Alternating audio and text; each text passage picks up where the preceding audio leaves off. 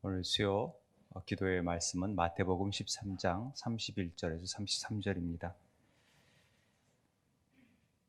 마태복음 13장 31절에서 33절 말씀 보도록 하겠습니다.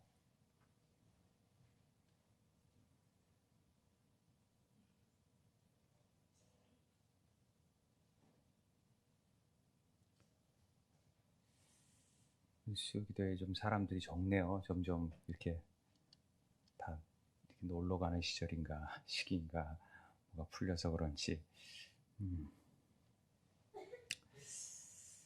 함께 읽겠습니다. 시작.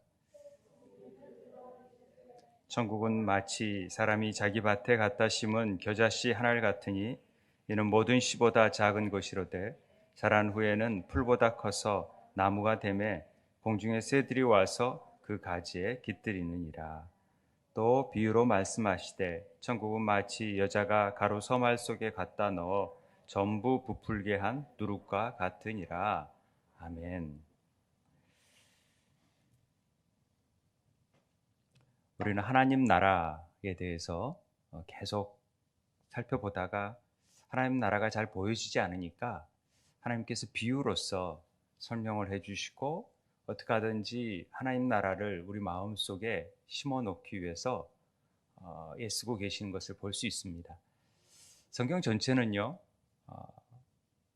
바울도 그렇고 예수님도 그렇고 창세기부터 창조의 세계를 만들려고 그런 게 아니라 하나님이 어떻게 통치하시고 어떻게 하나님의 통치권이 미치느냐, 이 하나님 나라에 대한 생각이 굉장히 컸어요.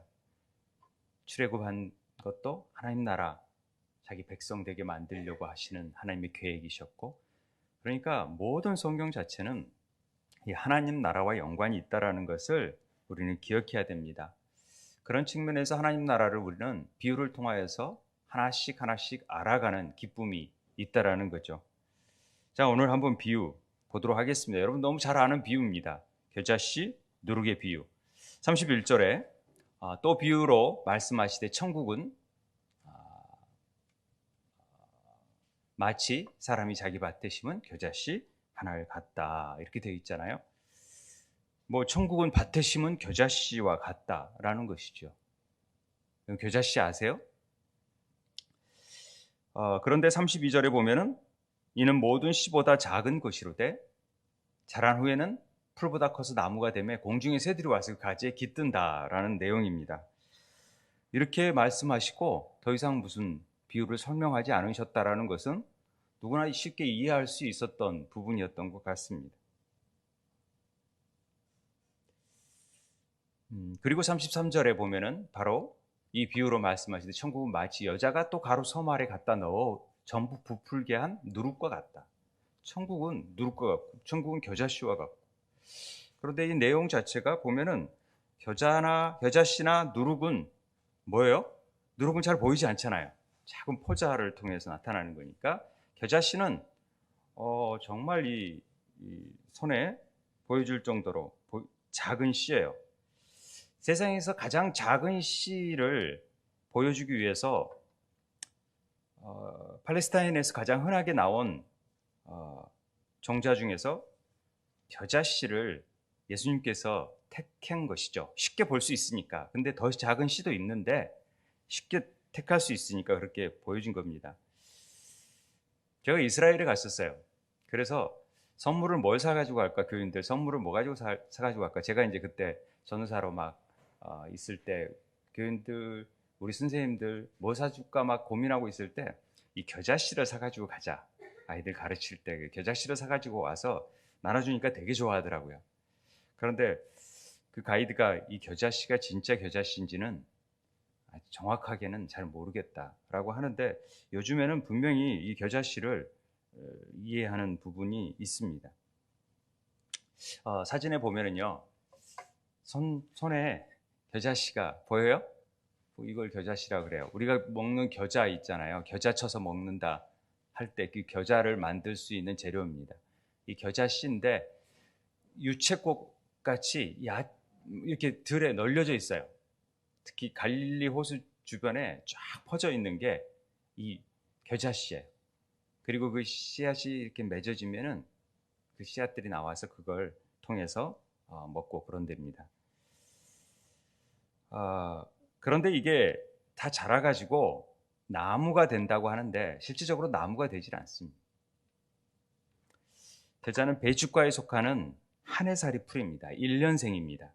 그래서 우리가 생각하는 것처럼 막 쭉쭉 위로 뻗어나가는 나무가 되는 게 아니라 1m에서 3m 정도, 크게 자라면 3m까지도 자라는데 보통 1m 정도 자라는 이 덩쿨 같은 그런 풀, 잡풀 이렇게 얘기합니다.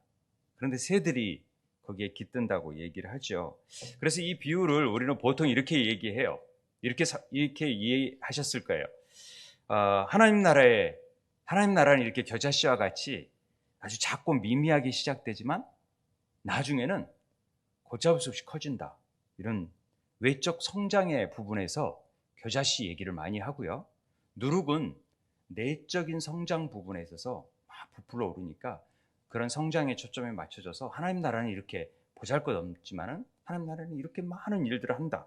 이렇게 우리에게 알려져 있었고 우리는 그렇게 이해했었어요.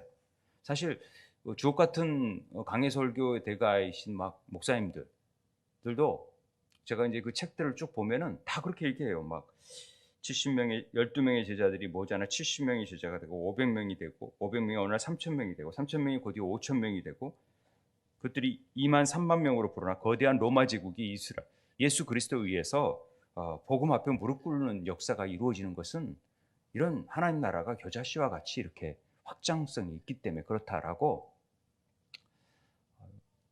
비유로 말씀하신다를 쓴 지구촌교회 이동호 목사님 같은 경우는 그렇게 설명을 해요. 그리고 찰스 스윈돌 목사님 같은 경우에도 이와 같은 맥락으로 확장성에 대해서 얘기하고 많은 목회자들이 저도 이렇게 설교를 한 적도 있고요. 또 이렇게 들은 적도 있어요. 다 이렇게 설교를 들었었어요, 사실. 그런데 이 비유가 그렇게 간단한 비유가 아니라는 것을 제가 계속 책을 보고 또 비유를 연구하면서 보면서 느낀 부분입니다. 기존의 해석과는 제가 좀 다르게 오늘 얘기를 할 텐데요. 목사님 맨날 성경을 이상한 눈으로 보는 것 같다라는 얘기를 하실 수도 있지만은 저는 하나님의 구속사적인 관점 안에서 다양한 각도로 성경을 볼 줄 알아야 우리에게 주시는 정말 예수님이 하고 싶어하는 얘기가 뭔지에 대해서 더 관심 있게 보자라는 측면이지 그걸 내가 새롭게 막 그거에 옳다라고 주장하는 건 아닙니다.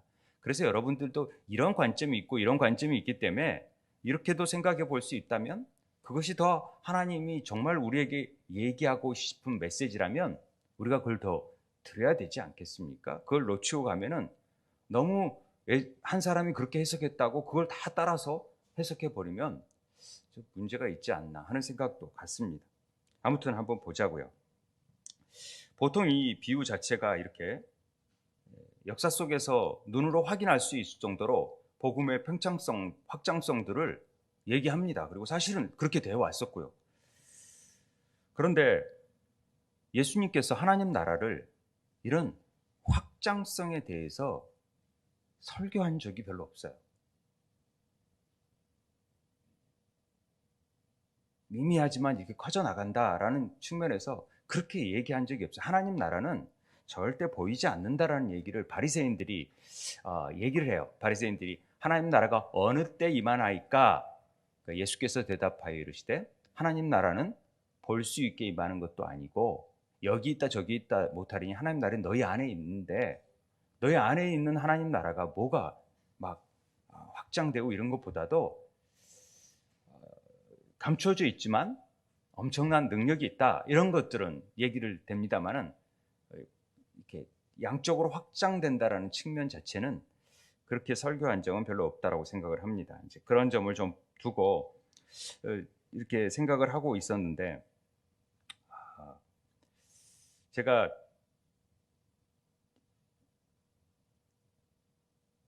책을 한 권 읽다가 예수님의 비유라는 책을 한 권 읽다가 마태복음 강해서를 쓴 이 겔버레인이라는 사람이 있어요. 게벨라인. 독일의 신학자인데 이분이 마태복음을 쓰신 책을 읽어봤었어요. 비유에 관해서 읽는데 이분이 이 겨자씨 비유와 누룩 비유를 전혀 반대적인 관점으로 해석을 하는 거예요. 보세요. 교회에 정상적인 하나님 나라의 비유가 이건 아니라 교회의 비정상적이고 유해한 관료주의적 팽창과 누룩으로 표현된 죄의 주입을 통해서 교회를 붕괴시키려는 사단의 역사가 있기 때문에 주의해야 된다라고 가르치고자 하는 비유라는 거예요. 정반대되지 않아요? 하나님의 비유가 겨자씨와 같이 막 폭발적으로 간다고, 하나님 나라는 이런 거라고 가르쳤는데 하나님 나라는 잘못되면은 이렇게 비정상적으로 막 될 수도 있으니까 이 주의해라, 이런 식으로 설교를 하는 거예요. 이렇게 강의를 한다는 것 자체가 말이 안 된다라고 생각하고 사람들이 다 일축해 버렸죠. 그런데 나중에 제가 굉장히 좋아하는 신학자 한 분이 있는데 이분이 이 제임스 몽고메리 보이스라는 사람이, 이 요한복음 강해에 제임스 보이스라는 서문강 씨가 이렇게 해석해 놓은 그 책은 아주 뛰어난 책이거든요. 이분이 신약을 굉장히 다 막 해놨는 책이 있는데 이분이 예수님의 비유라는 책을 통해서 이분의 견해를 그대로 받아들여 가지고 왜 이렇게 해석할 수밖에 없느냐를 쫙 써놨는데 제게 굉장히 도전이 됐었어요. 그래서 우리 교인들한테 한번 소개해 보면 좋겠다. 이렇게 여러분들만 듣는 것이 좀 안타깝지만은 그래도 들을 수 있다라는 것이 얼마나 감사한지 이렇게 한번 들어봤으면 좋겠어요. 왜 겨자씨 비유가, 누룩의 비유가 이렇게 비정상적으로 커져버린 타락한 교회를 얘기하는 것인가를 이제 설명을 합니다. 첫째, 겨자씨가 나무로 자라기까지, 나무로 자란다라는 것은 유대인의 관념에서는 아주 비정상적인 일이래. 겨자는 자풀인데 이게 덩쿨인데 뭐가 자라냐? 이게 유모세 선교사님, 이스라엘의 선교사님으로 계셨던 선교사님들이 겨자는 나무가 아니라 잡초다 이렇게 설명하셨어요. 잡초는 정원에 뽑는 것이지 이걸 심는다고 말이 안 된다라는 거죠. 왜 잡초를 심어요? 갈릴리 바닥에 널려 있는데? 이걸 유대인들은 너무나도 잘 안다라는 것입니다. 갈릴리는 버려진 땅이거든요. 그런데 갈릴리에 선한 것이 나겠느냐, 선지자가 나겠느냐 이렇게 무시하잖아요. 그런데 그런 것처럼 천대받은 겨자씨, 잡초 같이 자라는 그런 곳에서 예수님은 사역을 하시잖아요. 그런데 겨자나무는 절대 큰 나무가 될 수 없다라고 얘기를 합니다. 예수님이 성장하는 교회를 얘기했다면 왜 종려나무나 백향목을 얘기하지, 왜 도토리나무나 떡갈나무가 훨씬 더 큰 나무로 되고 새들이 깃들 수 있는 부분이 많은데 왜 이렇게 얘기했을까? 이런 부분에 대해서 의문을 가졌다라는 것이죠. 둘째, 마태복음 13장의 이 전후 문맥을 보면은 겨자나무에 깃드는 새라는 새의 의미를 우리는 좀 주목을 해봐야 된다는 거죠. 새가 첫 번째 씨 뿌리는 비유에서 길가에 뿌려진 것을 새가 먹어버리잖아요. 그럼 새는 뭐였어요? 사단이었어요. 예수님이 설명할 때. 그런데 그 사단이라고 설명한 씨 뿌리는 비유 바로 다음에 나오는 새에 대해서 공중에 깃드니까 좋은 의미로 또 썼다? 이게 좀 일관성에서 잘 안 맞는다라는 거죠. 그러니까 여기에서 새는 그렇게 좋은 의미가 아니다라는 것을 설명하는 것입니다. 그리고 곡식 가운데 가라지를 뿌리는 마귀의 역사를 지금 24절 30절에서 설명하고 그 비유에 대한 예수님의 설명이 36절에서 43절에 나오는데 그 사이에 겨자씨와 누룩의 비유가 끼어 있다라는 거죠. 이것은 곡식 가운데 가라지를 뿌리는 마귀의 비유에 마귀의 역사에 관해서도 동일한 비유로서 지금 가라지와 누룩의 비유를 쓰고 있다라는 것이죠. 우리 누룩은 성경에서 좋은 이미지가 아니잖아요. 좀 일리가 있나요? 그런데 그래서 겨자씨 비유가 하나님 나라의 외적 성장을 가르치는 비유가 아니라 예수님 당시에 눈에 보이는 이스라엘이라고 하는 하나님 나라가 비정상적인 외형만 키우고 화려함을 막 강조하지만 실제적으로는 별 의미가 없는, 별 열매가 마땅치가 않는 그런 슬픈 현실을 하나님 나라가 이렇게 되어버릴 수 있다는 것도 보여준다는 거죠. 누가복음 13장에 이 겨자씨 비유하고 똑같은 병행 구조가 나와요. 누가복음에서 그러므로 예수께서 이르시되 하나님의 나라를 무엇과 같을까? 내가 무엇으로 비교할까? 마치 사람이 자기 채소밭에 심은 겨자씨 하나 같으니 자라 나무가 되어 공중의 새들이 그 가지에 깃들였느니라. 누가복음도 보면은 뭐 당연히 하나님 나라가 이렇게 겨자씨처럼 커져가는 그런 거라고 이해하기가 쉽습니다. 그런데 이 겨자씨 비유를 하기 전에 어떤 비유를 하시냐면 예수님께서 열매 없는 무화과 나무 비유를 하고 있어요. 바로 전에. 그래서 이스라엘이 잎만 무성하고 열매가 없는 무화과 나무와 같은 그런 타락한 하나님 나라를 이루어가고 있는 모습을 보여주면서 그 다음에 지금 이 얘기를 하고 있다는 것이죠. 하나님 나라가 이렇게 놀랍게 성장해 나아가는 것은 분명해요. 그런데 그런 와중에 가라지가 무성하게 되고 또 오히려 그런 만큼 그렇게 거대해진 만큼 그만큼 비정상적인 성장을 가져올 수 있는, 그래서 사단이 끼어들 수 있는 여지가 훨씬 더 많다라는 것을 보여주는 거죠.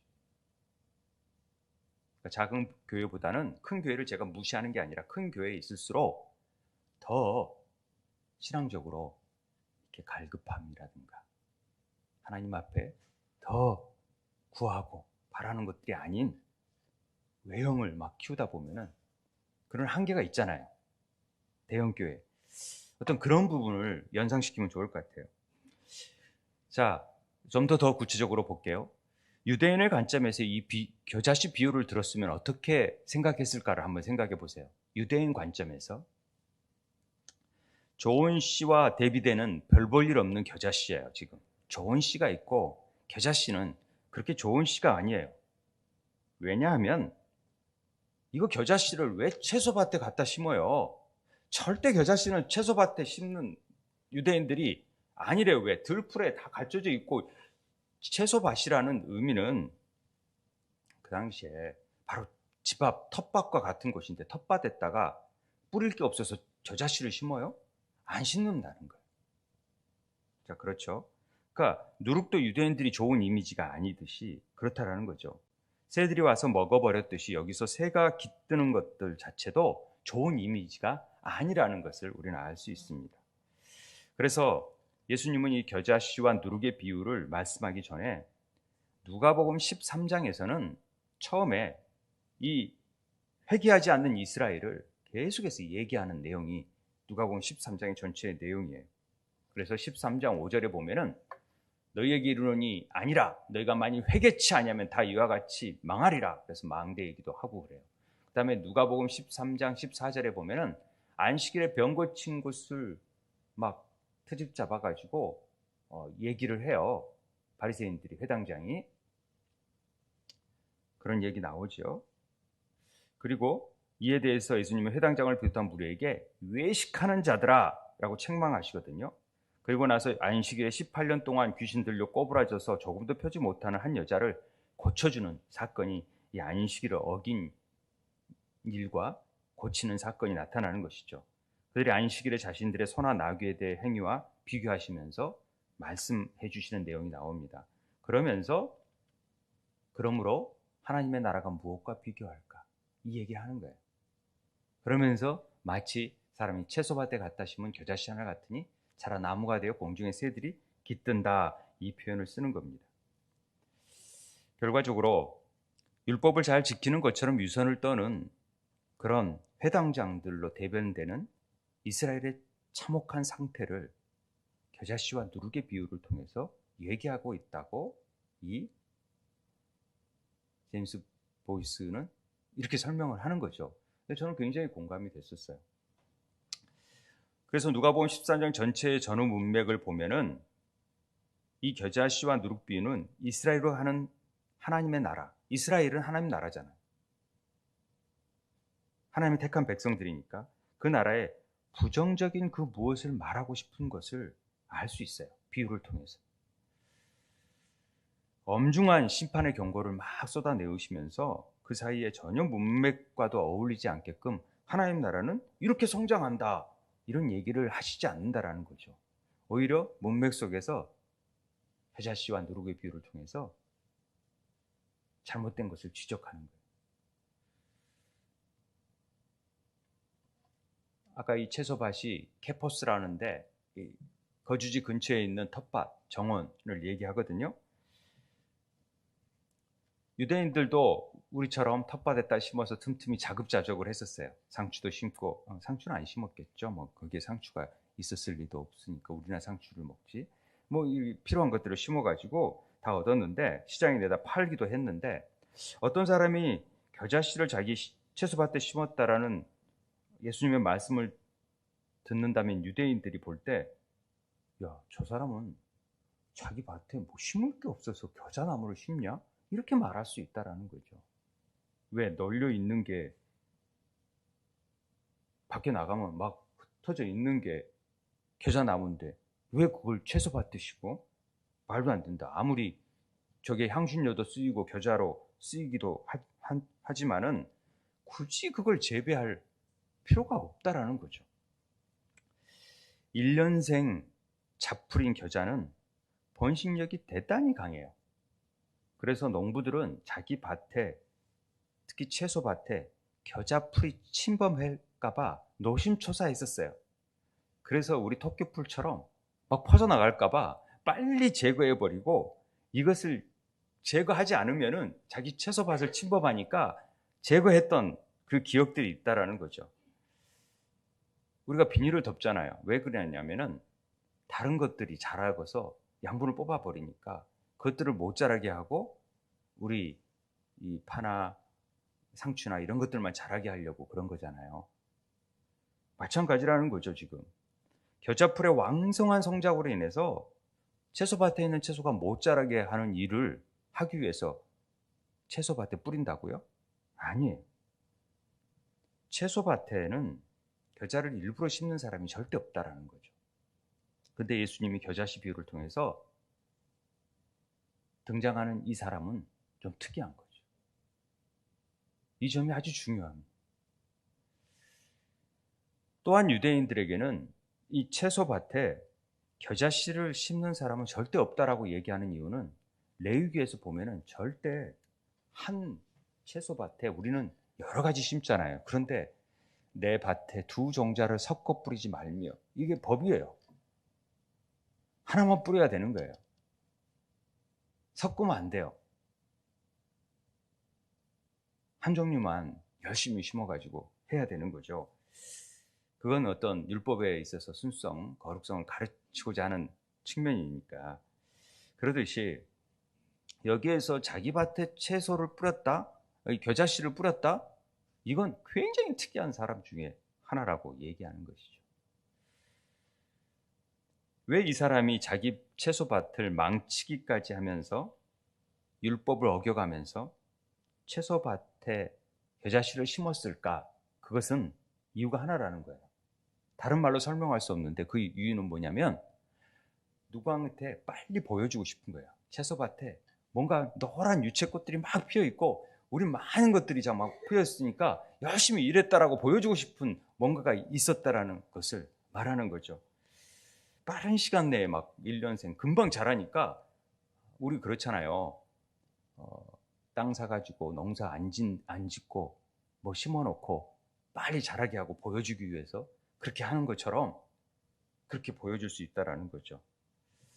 예수님 당시에 예루살렘 성전을 중심으로 대제사장들과 유대 지도자들은 빠른 시간 내에 예루살렘이 회복되고 겉모습이 자기 자신들의 노력으로 해서 회복되고 좋아진다라는 것을 보여주고 싶었어요.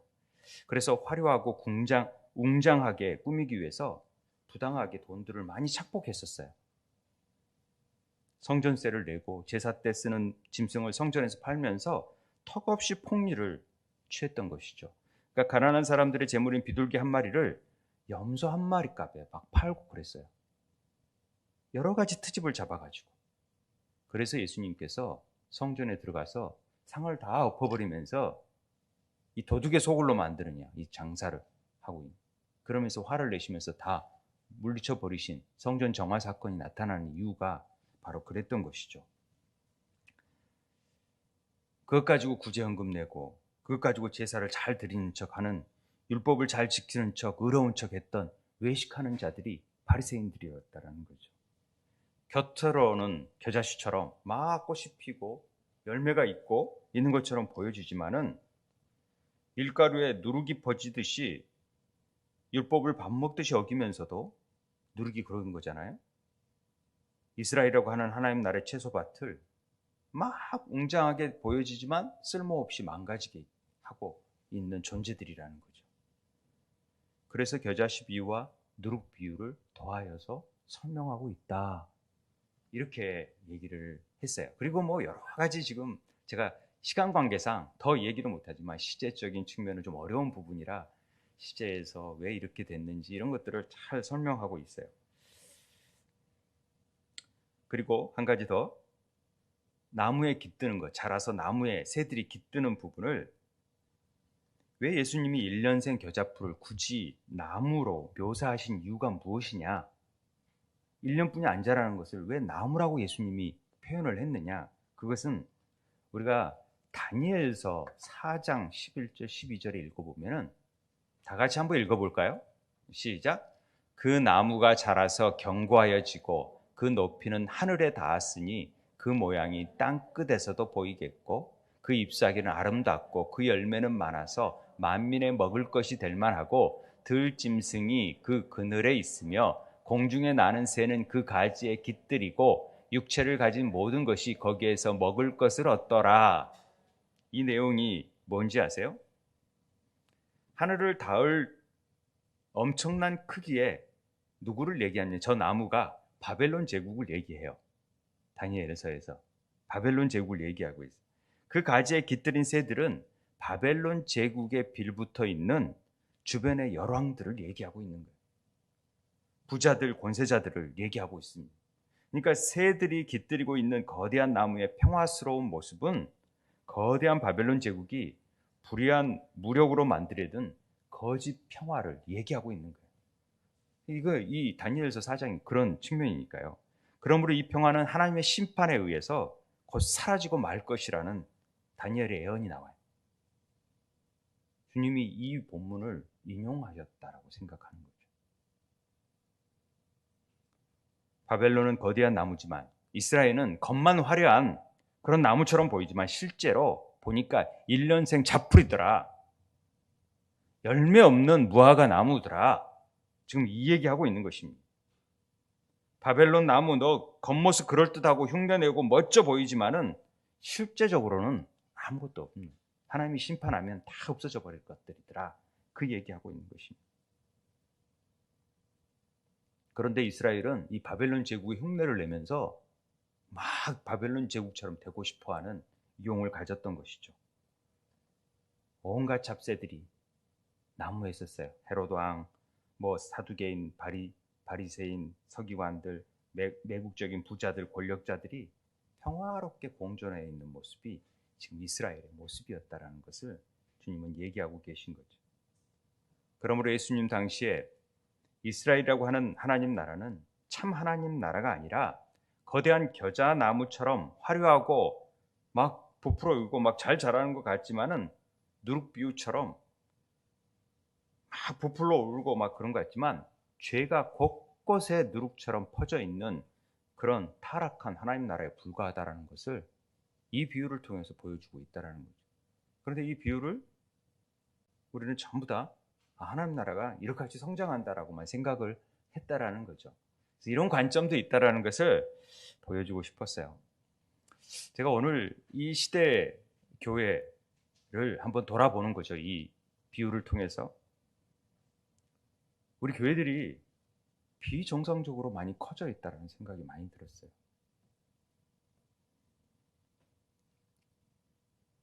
뭔가 좋은 건물, 또 뭘 하고 있으면 막 화려한 이벤트, 예전에 다 그래봤잖아요.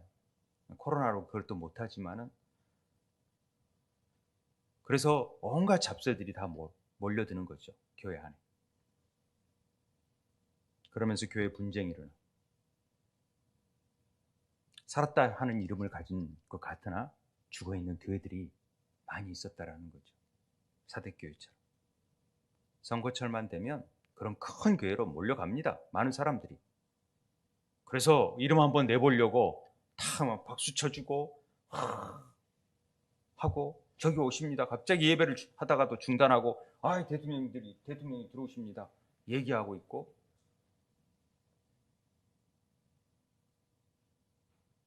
그러면서 교회가 우리는 대통령도 오는 교회였다 자랑. 국무총리 국정원장이 와서 예배드리는 교회였다 자랑. 겨자나무가 1년생이잖아요. 아무리 잘 자라봤자 1년뿐이라는 거죠. 1년 지나면 다 잡풀, 다 시들어버려요. 그건 결코 나무가 될 수가 없습니다.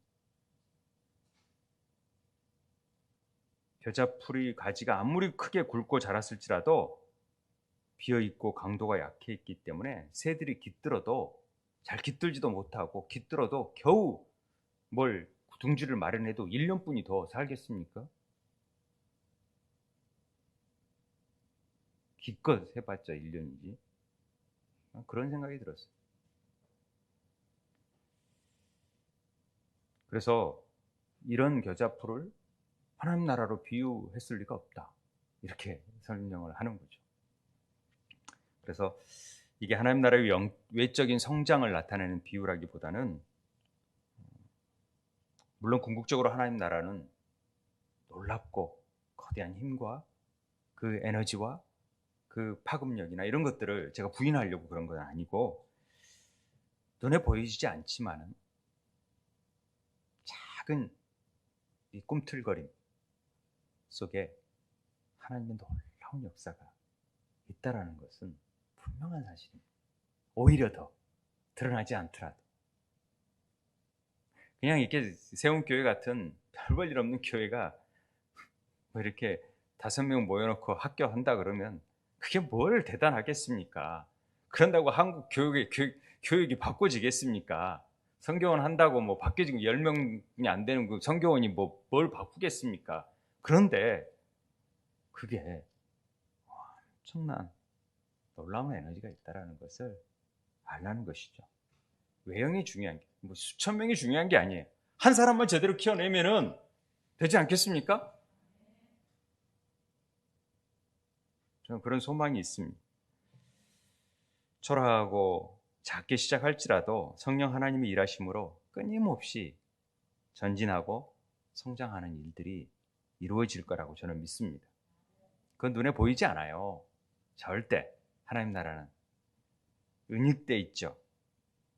그런데 그 은닉되어 있는 것들이 전 세계를 뒤엎을 만한 하나님의 능력으로 나타나게 된다는 것은 분명한 사실입니다. 하나님 나라는 예수님의 재림 때까지 겨자씨 한 알처럼 외적으로는 오히려 작고 초라할 것 같아요.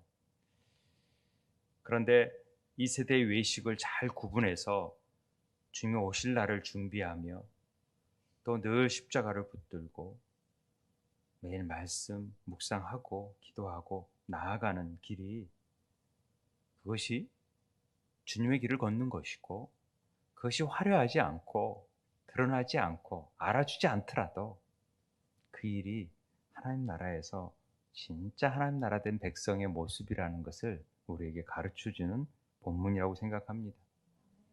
우리가 이런 경고를 귀 기울여 듣고 또 이렇게 성경을 볼 수 있는 부분도 봄으로 인해서 우리 자신이 혹시 그러지 않는가, 혹시 그런 것들에 우리야말로 정말 허울적인 것들에 얽매여 있는 건 아닌가 하는 것들을 좀 보면서 우리가 남은 자로서 이 땅 안에 구루터기처럼 남은 자지만 보여주신 잘려버린 나무 같지만 그 안에 싹이 나오고 그 싹을 통하여서 하나님의 일들, 하나님 나라를 이루어가는 복된 은혜가 있게 되기를 축원드립니다. 우리 함께 기도했으면 좋겠습니다. 오늘 좀 빨리 끝내려고 합니다. 이렇게 좀 집중적으로 우리 교회 사역, 우리 다음 세대 사역이 외형적으로가 아니라 정말 내실 있게 남이 알아주든 못 알아주든 정말 한 영혼을 변화시키는 그 마음이 하나님 마음에 합당하게 여겨지고 본질에 좀 충실하고 성령님께서 원하시는 뜻에 그저 순종해 나아가는 하나님이 기뻐하는 교회가 되게 해달라고 우리 교회 사역을 놓고 좀 깊게 기도했으면 좋겠습니다. 우리 기도하겠습니다.